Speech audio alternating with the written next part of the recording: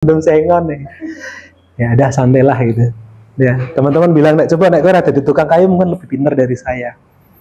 Jadi terus akhirnya teman-teman menyadari jadi yang paling pintar kowe ya. Kowe nukangnya saya pinter. Yang dosen saya tahu juga. Ya. Kalau saya ngantuk itu ya dibiarin.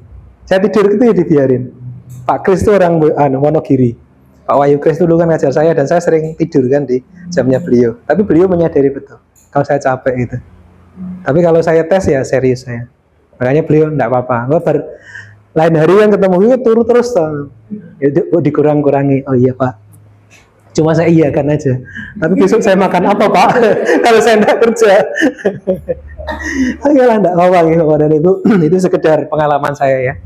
Dan sekarang ya puji Tuhan saya menabur dan sekarang Tuhan kasih saya menuai. Ya, apa yang saya tabur dulu, kakinya saya ininya temburung lututnya hancur gitu kan ya. Tangannya patah, jadi tukang kayu gitu. Nah, ternyata sekarang Tuhan kasih tuaiannya yang ya kalau nanamnya banyak ya nuainya banyak, nanamnya sedikit mau banyak ya nanam tuyul aja. Ya, oke.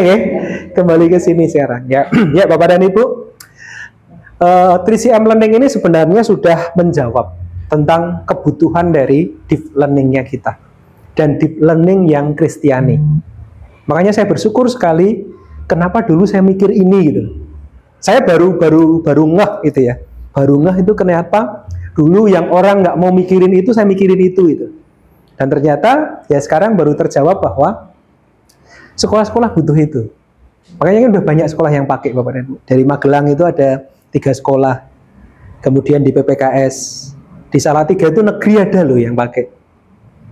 Di pendidikan matematika itu tugas akhirnya itu sebagian besar pakai 3CM ini. Yang dipakai di SMP-SMP di Salatiga dan Kabupaten Semarang. Ya saya bersyukur ini jadi berkat. Bapak dan Ibu bisa search di Google. Tulis aja 3CM Learning gitu. Pasti banyak riset-riset yang menuliskan tentang itu gitu. Dan kita mau menghayati dulu tentang ini ya Bapak dan Ibu ya. Sebenarnya mulai dari sini Bapak dan Ibu. Nah ini saya ulang sedikit karena belum semuanya ikut begitu ya. Saya ulang sedikit tentang ini. Nah, kenapa pembelajaran itu dimulai dari kesadaran diri? Karena sistem otak kita memang mengharuskan begitu Bapak dan Ibu. Jadi sistem otak kita itu bekerjanya mulai dari lapisan yang paling luar ini lapisan yang paling bawah, bukan luar, paling bawah ya. Ini menurut Paul Deglen Bapak dan Ibu. Deglen ini yang memang orang ahli psikologi. Jadi waktu saya S3 kemarin tahun 2016, saya belajar tentang psikologi kognitif. Mau tidak mau saya belajar psikologi. Karena saya berpikir kreatif itu tidak hanya otak kiri, ternyata otak kanannya juga harus balance. Nah, otak kanan itu kaitannya dengan psikologi Bapak dan Ibu. Nah, makanya saya belajar tentang lapisan paling bawah sampai yang paling dalam.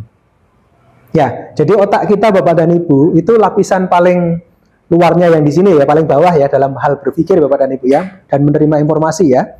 Ini mulai dari otak reptilia. Nah, contohnya misalkan, kenapa reptilia?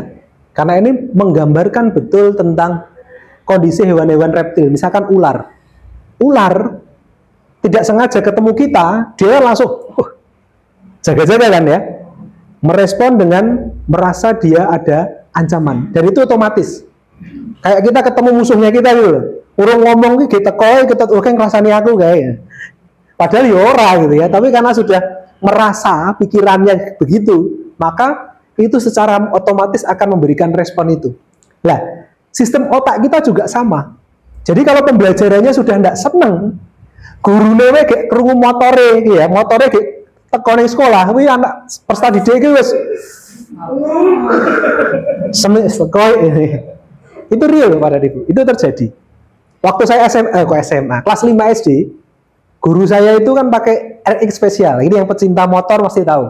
RX 100 naik menjadi RX spesial jadi RX King sama RX Z itu ya Mas ya. Nah itu RX spesial kan 2 tak, bunyinya pasti deng gitu ya.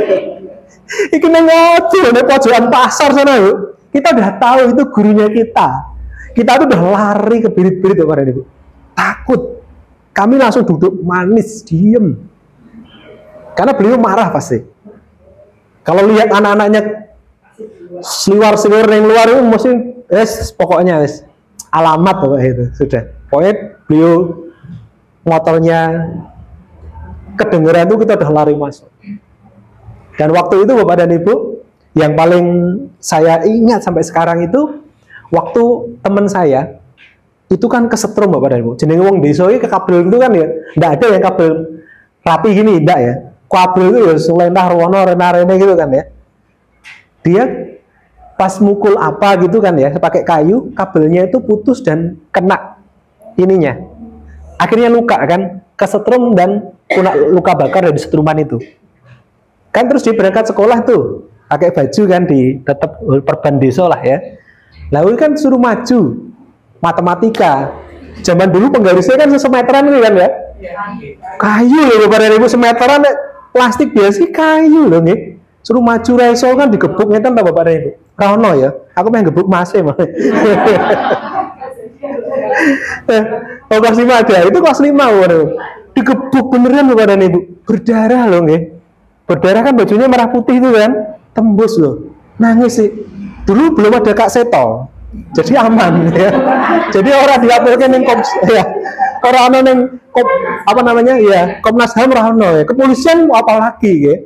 Ya wis isine gur berdoa mawon. Ya pokoknya sih sabar gitu ya. Digebuk itu padahal itu sakit loh Pak dan Ibu. Tapi teman saya itu enggak nangis loh. Jadi nahan sakit itu. Waktu kita ngobrol orang loro tuh. Nah itu baru dia istilah Jawa itu perembak-perembi itu loh. Baru dia cerita nangis kan, dia baru nangis karena dia nahan tadi nggih. Lah karo koncone nangis. Itu saya ingat betul. Sampai sekarang itu yang diingat itu gitu. Begitu juga kalau kita belajar. Nek gurune kayak ngono Bapak dan Ibu. Wis judulake muridnya iki welek kan lho nggih. Nah ini serius gitu. Jadi sudah ditolak, datang pun sudah ditolak. Karena memang sistemnya sudah begitu. Makanya kalau pembelajaran itu tidak dimulai dari kesadaran, dari mau dan tahu tadi, ya sudah. Ini benteng Takeshi Bapak dan Ibu. Ini benteng Takeshi karena dia bekerja secara otomatis karena stres, marah gitu kan ya. Tidak suka, takut, terancam, tidak nyaman, tidak suka melawan ya. Bahkan lari atau menghindar nek iso ini rasa mlebu sekolah gitu ya, nek pas pelajarannya itu gitu. Kalau SMP kan mesti ya, hari apa jam berapa gitu kan ya. Izin UKS ya. Ngalamin enggak ya? Zaman saya SMA pernah ngalami ya. Teman-teman saya ini ketok males karo gurunya sapane ya. Bu sakit perut ya UKS, padahal dia menghindari gurunya itu. Dan ini otomatis Bapak dan Ibu. Ini yang saya katakan selalu dengan nama tembok atau benteng Takeshi. Jadi ini susah sekali ditembus. Jadi bagaimana kita mengajar kalau ini tidak dihancurkan dulu, ini akan sia-sia. Anak-anak sudah menolak kita. Kita datang itu wajahnya percuma ya, dengan cara apapun percuma gitu.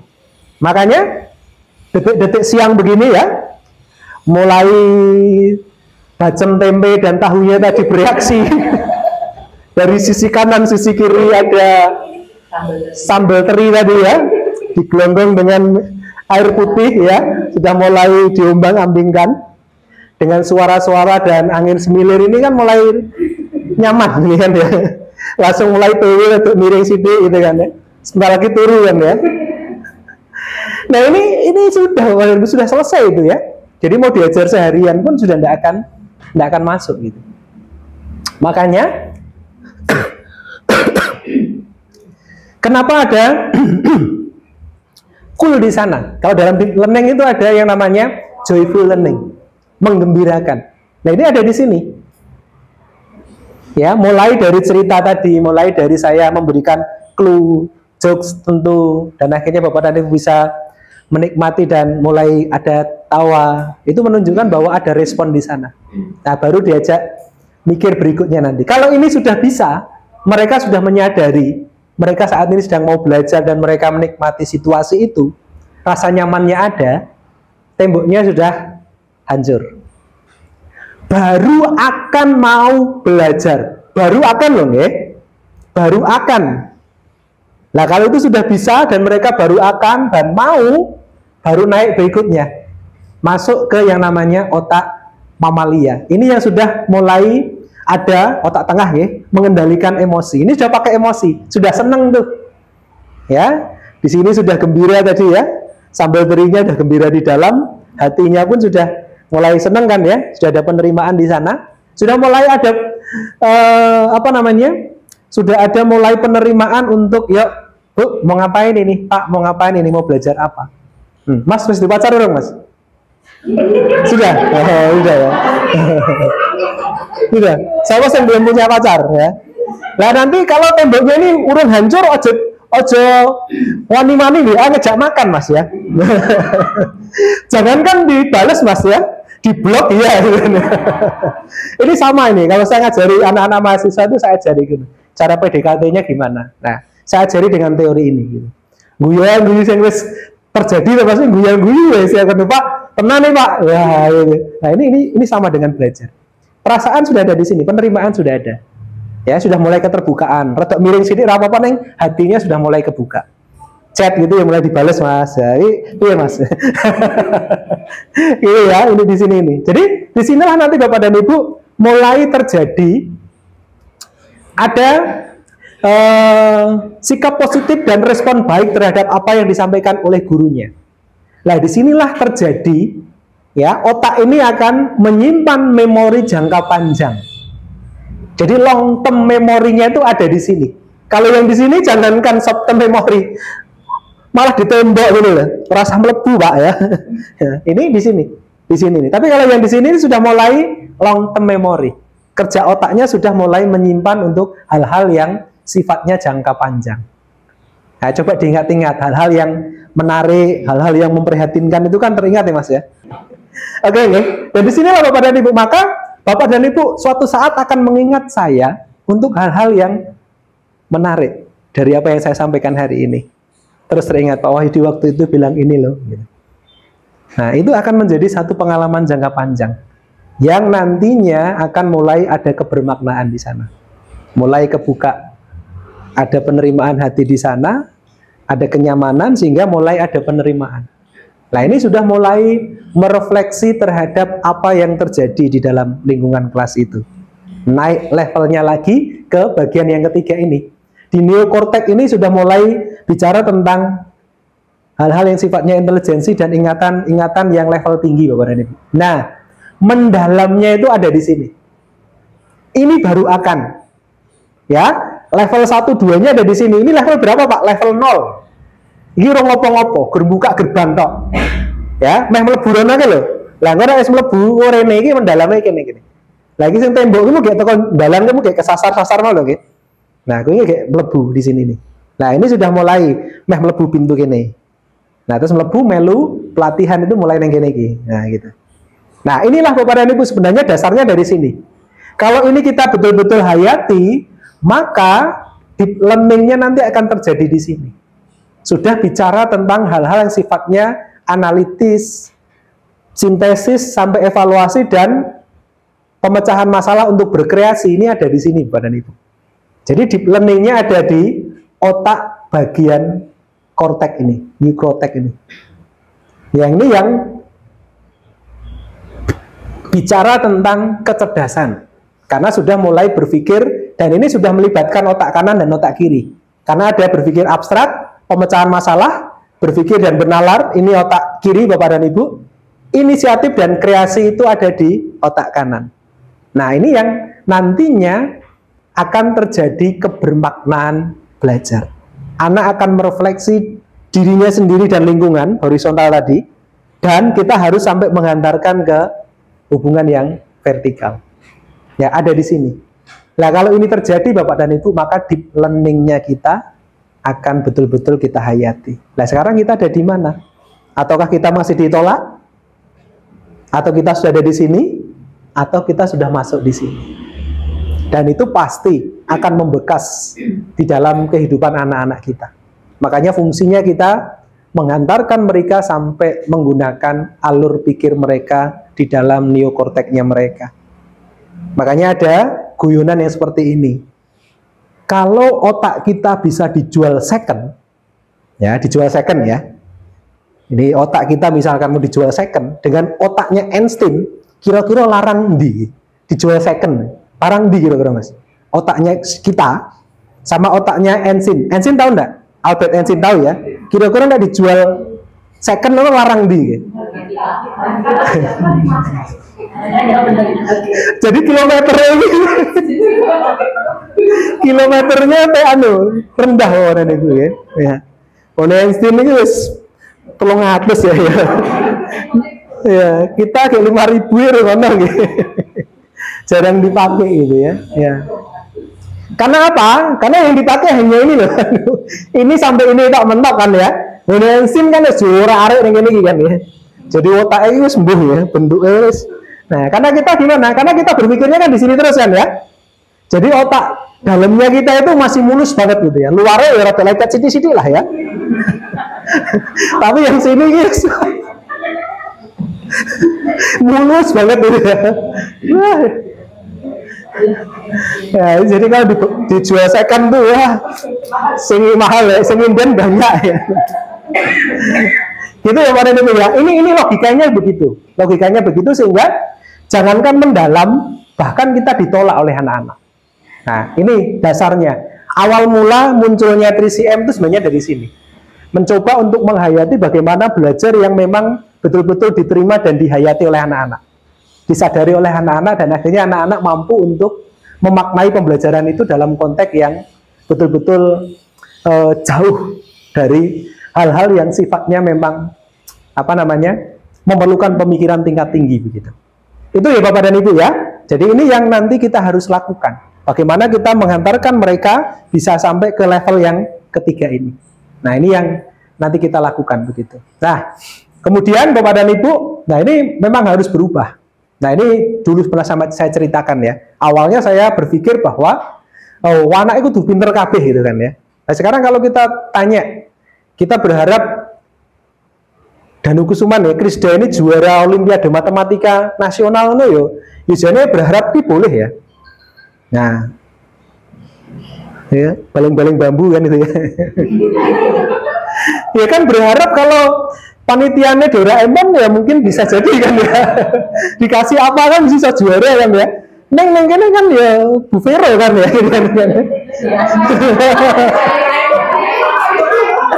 Oh ini Doraemon juga ya. Oke, berarti bisa terwujud ya nih ya. Doraemon itu kan selalu mewujudkan apa yang diinginkan Nobita kan ya. Ya.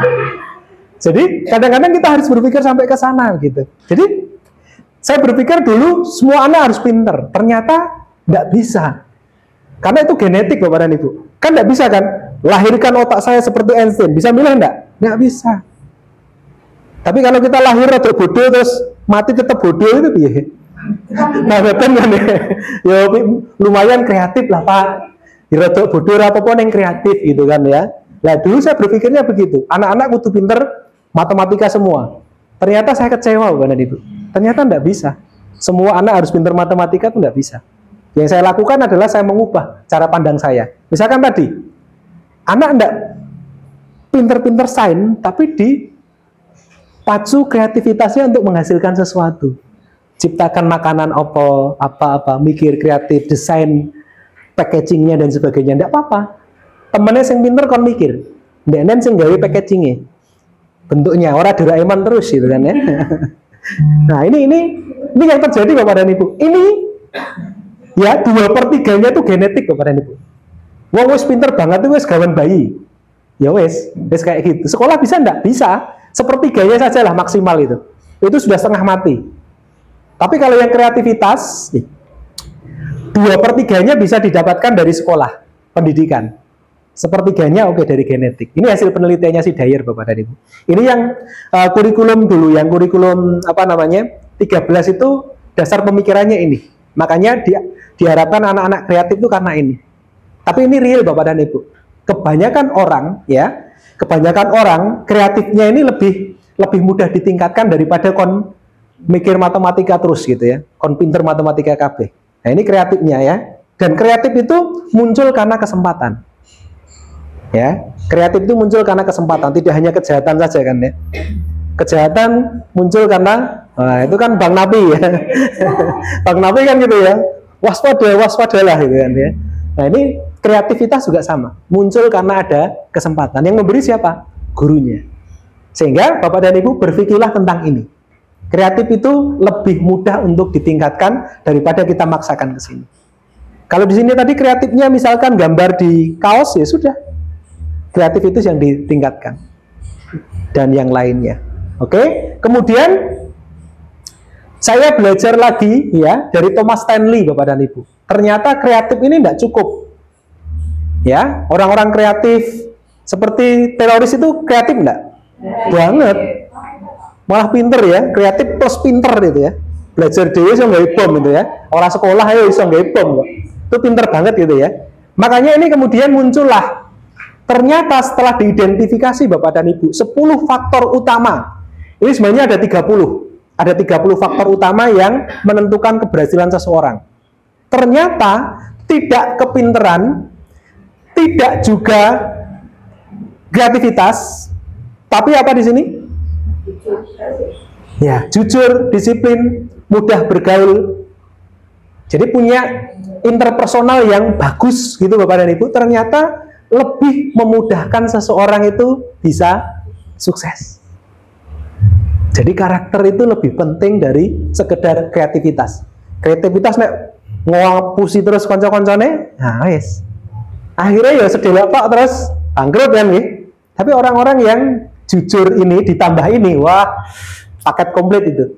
Tapi yang utama ini Bapak dan Ibu. Kreatif ada enggak di sini? Ada Bapak dan Ibu di sini. Menjual gagasan ini kan dan produk ini kan kreatif Bapak dan Ibu. Jadi ini ada di poin yang ke-10. Yang ini ada enggak di sini? Cek. Ada enggak? Tidak ada Bapak dan Ibu. 22 atau 23 gitu ada di paling bawah dari 30 untuk yang kecerdasan ini. Artinya, yang pinter banget, ya, yang pinter banget itu paling jadi dosen kayak saya. Ya. Justru yang biasa-biasa itu jadi pengusaha loh Bapak dan Ibu. Serius itu ya. Malah kreatif loh ya. Itu rata-rata gitu. Yang pinter itu jadi dosen paling gitu ya. Tapi yang kreatif itu jadi pengusaha. Oke, ya paling enggak ya wakil rakyat kan ya. Terus pilihan lain kan ya. Oke, rakyat. Tapi yang ini Bapak dan Ibu. Jadi polisi. Oke ya. Jadi ternyata ini yang kemudian menjadi sesuatu yang memang harus menjadi fokus kita. Ternyata tentang bagaimana punya karakter baik itu lebih. Nah, sebenarnya itu Kristen banget. Jadi sebenarnya peluang sekolah Kristen itu gede banget mengantarkan anak-anak itu berhasil. Tapi kita melakukan itu atau enggak, yang itu pertanyaan besar buat kita. Gitu ya Bapak dan Ibu ya, ini perubahannya di situ. Nah, ini makanya yang saya katakan tadi. Nah, ini manusia Indonesia seutuhnya itu Bapak dan Ibu. Ini yang namanya pembelajaran yang utuh itu seperti ini. Yang tadi nih, ada olah pikir, olah hati, olah rasa, dan olah raga. Nah ini head ini bicara tentang kecerdasan, kepintarannya seseorang. Heart itu hatinya. Jadi pinter, punya hati yang baik, dan ini juga terampil. Kenapa hatinya ada di tengah? Ya supaya dia bisa mengendalikan kecerdasan dan keterampilannya ini. Makanya inilah yang membuat orang berhasil itu ada di sini. Ini. Makanya ini disebut sebagai inner beauty. Sering disebut sebagai kecerdasan emosional. Yang mampu mengendalikan antara kecerdasan intelektual mereka dengan keterampilan yang mereka miliki Bapak dan Ibu. Makanya pembelajaran mendalam itu sebenarnya kita udah punya ini loh. Makanya Pak Soeharto dulu yang saya bilang tadi ya Pak Soeharto, oke. Ini yang harus mewujudkan manusia Indonesia seutuhnya ya. Wah, masyarakat Indonesia masih mempercayai Pak Presiden kita. Nah, itu kan Pak Harmoko kan ya. Selalu slogannya kan itu ya, manusia Indonesia seutuhnya. Ternyata sudah ada sejak zaman dulu gitu. Dan ini yang diwujudkan dalam whole person education. Jadi bagaimana pembelajaran yang utuh itu yang dilakukan. Nah, makanya diperlukan ini Bapak dan Ibu. Tidak cukup hanya kecerdasan intelektual, tapi diperlukan ini EQ dan SQ, kecerdasan emosional dan ini spiritual ini. Hati ini emosional dan spiritualnya. Makanya tadi dikembalikan lagi ke Tuhan. Spiritualnya harus kuat. Ini yang menjadi apa namanya, bagian utama yang akan memfilteri. Nah, ini di sini Bapak dan Ibu. Ini kepintaran berapa persen? Kesuksesan 25. Sedangkan yang emosionalnya 75%. Dan ini bisa dikendalikan oleh ini tadi Bapak dan Ibu, spiritual quotient atau spiritual atau kecerdasan spiritual. Nah, ini sebenarnya ciri khasnya sekolah Kristen. Jadi sebenarnya kalau kita lakukan secara benar dan mendalam, kita sendiri menghayati itu, sebenarnya kita sudah punya kelebihan dibandingkan sekolah-sekolah yang lain. Jadi sebenarnya harapannya besar untuk bisa mewujudkan deep learning dalam pembelajaran kita ini Bapak dan Ibu. Ini yang paling utama. Yang paling utama Bapak dan Ibu. Makanya ini tadi ya, sudah nggih. Nah, ini sudah. Siapa yang melakukan itu? Mentornya atau leadernya? Ya guru. Makanya di deep learning ini guru menjadi tokoh utamanya gitu. Oke, nah ini yang dituangkan dalam 3CM learning ini Bapak dan Ibu. Nah, ini 3CM learning ini sudah melibatkan ya, ini otak kirinya, ini otak kanannya. Jadi otak manusia itu terbagi menjadi dua seperti ini Bapak dan Ibu. Orang yang mikir banget itu ada di sini. Tapi orang yang kreatif mikir di sini. Ada di sini, maaf. Nah, sehingga imajinasi, intuisi itu ada di sini Bapak dan Ibu. Jadi mereka membayangkan, mengilustrasikan sesuatu itu ada di sini. Tapi itu hasil analisis mereka dalam konteks refleksi hidup tadi, gitu ya.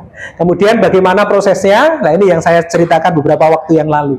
Jadi belajar itu mulai dari sesuatu yang senang. Sesuatu yang senang itu akhirnya membuat mereka mau duduk manis, mau belajar, mau menghayati apa yang sedang dan akan mereka lakukan begitu. Dan setelah mereka merasa senang, jadi senang dan menantang, tidak hanya gembira saja. Kenapa yang dipilih bukan joyful, Pak? Kenapa cool? Karena cool itu harus isinya dua, joy dan menantang. Senang dan menantang. Jadi ada tantangannya di sana. Setelah ada tantangannya, maka mereka diberi kesempatan untuk mengkritisi. Mengkritisi sesuatu sehingga mereka bisa masuk ke level deep-nya tadi, mendalamnya tadi. Nah, itu kalau dia sudah mengkritisi dan mereka mampu meng-create sesuatu dan memaknai kritis dan kreatifnya mereka itu menjadi satu pembelajaran yang untuk dirinya horizontal dan juga untuk yang vertikal. Ini sebenarnya konsepnya persis sama dengan deep learning-nya tadi. Nah, ini tiga hal yang menjadi kelebihan dari 3CM Bapak dan Ibu. Yang pertama hierarki berpikir ya, dari kondisi yang senang, mengkritisi sampai meng-create. Itu urut gitu. Sehingga ada satu penerimaan dulu untuk melakukan sesuatu begitu, sehingga dari penerimaan itu baru diarahkan kepada konsep berpikirnya. Setelah itu ada kewajiban berkarya. Karena tidak mungkin kita memaksakan semua harus masuk sini pinter kabeh. Enggak. Karena realnya yang masuk ke sini itu pasti, maaf ya, menengah ke atas atau ke bawah malah? Ke bawah rata-rata Bapak dan Ibu. Mau tidak mau, kreativitasnya yang harus kita naikkan. Caranya gimana? Beri kesempatan mereka dengan create ini. Terus yang ketiga adalah pembentukan karakter. Karakter baik dalam hidup mereka dan karakter baik kembali ke Tuhan lagi. Endingnya ke sana. Ini kelebihannya 3CM Bapak dan Ibu. Tiga yang menjadi kekuatannya 3CM. Nah, sekarang bagaimana sintaknya? Sintak itu urutan belajarnya. Nah, sintaknya itu dimulai dari saatnya bermain dan tantangan. Bermain dan tantangan itu bukan berarti kemudian seneng-seneng terus enggak. Tapi bermain dalam konteks mereka akan diantarkan dalam situasi memahami ini mau ngapain ya? Kok gini sih kira-kira meh ngoponeh ya begini ya? Akhirnya ada tantangan di sana. Selalu untuk membongkar benteng Takeshi tadi loh. Otak reptilianya tadi dihancurkan dulu, baru masuk ke pintu yang kedua. Yang mamalianya tadi, baru ke neokorteknya ada di sini, lanjutan di sini. Mengkritisi, mengkreasi sampai merefleksi ini. Kekuatan dan kelebihannya nanti untuk mewujudkan spiritual atau kecerdasan spiritual tadi ada di sini Bapak dan Ibu. Nah, ini yang menjadi alur belajarnya 3CM. Sehingga kalau dilakukan dalam satu konteks aktivitas nanti akan seperti ini Bapak dan Ibu. Pemberian motivasi, penumusan masalah kontekstual, kemudian mereka akan mengkritisi masalah kontekstual itu, kemudian dicoba untuk dicari masalah atau akar masalahnya begitu ya, kemudian baru menemukan solusinya, dicari, terus gimana ya caranya ya. Contohnya misalkan di sini, nah ini namanya kan baru melihat peluang ya. Saya tadi tanya, calon siswa barunya sudah berapa? Targetnya 28, sudah 20 Pak, masih 8 lagi. Nah itu kan berangkat dari kekurangan kan ya. Nah kemudian akan dipikirkan kenapa ya. Terus tadi saya tanya kan, berapa anak pendeta dan anak majelis yang di sini? 2. Wah, makanya saya langsung nelor Pak Pendeta Uri. Langsung saya tembak Mas. Saya panggil Mas Pendeta. Mas Pendeta, aku ini. Saya kudu ngobrol deh tentang sekolah dengan gereja. Lah piye to Mas? Ya gereja kudu ngewangi lah, aku Rene isan gitu. Nah akhirnya beliau oke gitu. Artinya apa? Harus dicari masalahnya apa untuk ditemukan akar masalahnya. Nah, baru nanti dicari. Nah ini nanti belajarnya tuh ya kayak gitu itu Bapak dan Ibu. Belajar dari situasi yang apa tuh sebenarnya yang membuat ini. Nah akhirnya dicarilah wadah tantangan ini. Terus dicari akar masalahnya, ketemu. Oh kudu ngomong karo Pak Pendeta gitu. Nah akhirnya dicari solusinya, ketemu, terus di-create. Terus piye ya Mas Pendeta sesuk agendanya gawe apa? Promosinya gereja ya Mas. Nah akhirnya kan meng-create kan promosi yang baik ke gereja itu apa? Dodolan kayak mau orang payu Mas, ya orang laku. Nah, makanya dipikirkan mana? Dodolannya sesok piye gitu. Nah mulai dipikirkan dari sekolah. Gen payu dodolannya piye ya? Makanya tadi saya ke depan tuh ngapain Bapak dan Ibu? Kurang gawean kan saya ya. Jadi kesel Bapak dan Ibu, kaki saya nyetir di suka Solo 3 gitu kan. Jadi kesel gitu ya. Tapi saya enggak gitu ya. Saya tanya terus yang kedua, "Wih tulisannya ngelek-ngelek ya, suruh mindah tadi." Terus papan namanya Wampi, baru itu tulisannya jangan jualan di situ, tulisannya jangan jualan odo apik ra apa-apa gitu kan. Wis weli gitu kan ya. Ini dibuang gitu kan ya. Nah, itu salah satu cara saya untuk nanti kita bikin video untuk itu. Nanti saya akan ngomong, Bapak dan Ibu, saya sedang ada di Krisda ya, SD Kristen Danukusuman 1. Nah, saat ini sedang berkomitmen menerapkan 3CM Learning dalam pembelajaran sebagai bentuk perubahan. Nah, itu nanti kita bikin videonya. Guru nera semangat, ora sido. Ora sido gawe promosi. Semangat ya, mulai jam 3 kok jam 4 ya apa-apa. Beres ya. Digas tenan ya, ora semangat awas. Karena nanti di video bukan saya aja. Nanti saya tetap ngomong terus ya, gurunya ngapain gitu. Nanti suaranya tetap saya. Nah, nanti yang lain bisa videonya Bapak dan Ibu. Engko dandan sik ora apa-apa. Ngundang make up artis ora apa-apa. Gitu ya Bapak dan Ibu ya. Akhirnya gitu, mulai dari situ itulah 3CM gitu ya, menggali dari situasi apa tuh kenapa kita jadi begini gitu kan. Terus dipikirkan sama-sama, terus dicari akar masalahnya apa, terus digawe solusi nih. Terus nggawe produk promosine sing piye. Tapi digawe saka akar masalah yang mau. Nek iso Pak Pendeta ya kon melu ning gone masuk ning frame Pak Pendeta ngomong apa Pak Pendeta? Kon ngomong pendetane ya. Tak rekam kok kirim karo Pak Pendeta Pak Pendeta ya. Tolong ya. Tolong dicatat ya Pak Pendeta. Nanti saya kirim Pak Pendeta ini ya. Jadi Pak Pendeta kudu masuk frame untuk ngomong tentang Danukusuman, ojo ning gereja wae gitu ya. Pak Pendeta itu harus ada di sini tadi ya. Jadi biar ngomong bareng gitu. Jadi harus semua komponen masuk di sana. Sehingga promosinya kita itu dari segala lini Bapak dan Ibu. Nek pendetane wis ngomong ki masyarakat ki wis percaya lho Bapak dan Ibu. Ya nek pendetane ora dipercaya piye? Wah kuwi pertobatan sama-sama ini ya. Tapi saya minta nanti beliau datang. Hadir juga ya. Ini ya Bapak dan Ibu ya. Nah, terus nanti gimana caranya? Nah, ya mulai dari sini. Kalau yang kemarin kan SMA kan beda lagi ya, sekarang yang SMP dan SD. Bawa kertas kan ya? Bawa kertas. Oke, tapi tidak usah ditulis dulu, nanti nulisnya. Oke, ya. Sekarang mulai dari sini nih, saya akan mulai dari yang cool-nya dulu Bapak dan Ibu. Ya, selama 10 detik sekarang. 10 detik, silahkan ingat-ingat semua yang ada di sana ya. Oke, 10 detik mulai dari sekarang. 10, 9, 8, 7, 6, 5, 4, 3, 2, 1. Ya. Mulai dia merenung, ingat-ingat gitu ya. Mulai yang pertama. Ayo Mas. Ada berapa bilangan 5 yang berwarna putih Mas? 4, 3, 1. Ada 1, ada 3, ada 4. Pertanyaannya podo, jawabannya beda-beda ya. Wes mulai rada ngantuk ya Pak ya. Ora apa-apa. Ya, kita lihat ya. Cek ingatan kita, apakah di sini ingatannya bagus atau malah terkendali karena bacem tempe dan tahu tadi? Mantap ya, 3. Makan bacem berapa tadi? Makan ayamnya tidak? Makan juga? Oh, makan ya. Berarti impact-nya banyak gitu ya. Yang kedua, bilangan yang paling banyak muncul. 5 dan 6. 5 ada papat, pintar ya papat. 6 ada papat juga. Oke, kita lihat. Wih, goro-goro ayam. Rada cerdas ya. Ayam. Yang berikutnya. 7.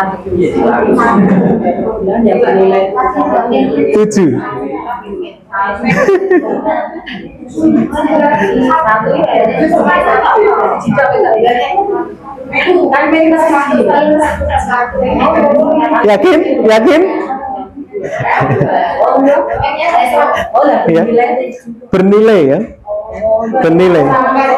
Kita iya kan bicara besarnya saja. Kalau besarnya saja berarti ya tetap ada 2 dari 7. Besarnya saja 7. Oke, ada 2. Oke. Ini baru ingat ya, dinaikkan levelnya. Tentukan benar atau salah. Ngono iso salah kabeh, berarti iki gagal ya. Ngono jare ngajar gurunya, ngajar anak-anaknya keren lho Pak, kami ngajar Pak. Kayak soalnya salah kabeh. Yang pertama, benar atau salah? Salah? Benar atau salah? Yakin salah? Oh, layak ya. Oke, yang berikutnya, benar atau salah? Wah, ini tidak salah ini banget ya. Oke, yang ini benar atau salah?